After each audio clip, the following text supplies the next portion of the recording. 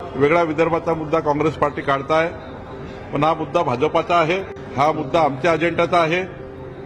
या मुद्द्यावर आम्ही काम करतो आहे. हा मुद्दा भाजपच्या अजेंड्यातून बाहेर गेला नाही आहे आणि आम्ही या ठिकाणी वेगळ्या विदर्भाच्या बाजूनेच त्या ठिकाणी पहिल्यापासून काम करतो. आणि देवेंद्र फडणवीसजी सुद्धा, माननीय मुख्यमंत्री सुद्धा कधीही वेगळ्या विदर्भाच्या बाजूनेच त्यांनी या ठिकाणी आतापर्यंत भूमिका ठेवलेली आहे. कुठल्याही परिस्थितीत भारतीय जनता पार्टीची भूमिका ही वेगळ्या विदर्भाचीच आहे. विदर्भ स्वतंत्र करा, काय बापाचा माल आहे? महाराष्ट्राची म्हणे 4 राज्य झाली पाहिजेत. काय तुमच्या वाढदिवसाचा केक वाटला काय?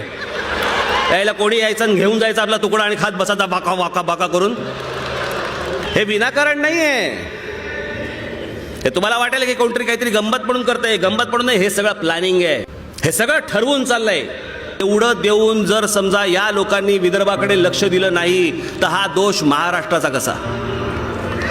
तुम्ही सत्तेवरती होतात, तुमच्या हातात पूर्ण सत्ता होती, तुम्ही मुख्यमंत्री होतात, तुम्ही या राज्याचे राजे होतात, मग माझ्या विदर्भाकडे का नाही तुम्हाला लक्ष देता आलं?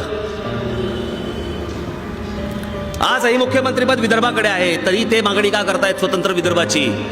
फाटाफूट करून काय मिळणार तुम्हाला? काय हवंय काय?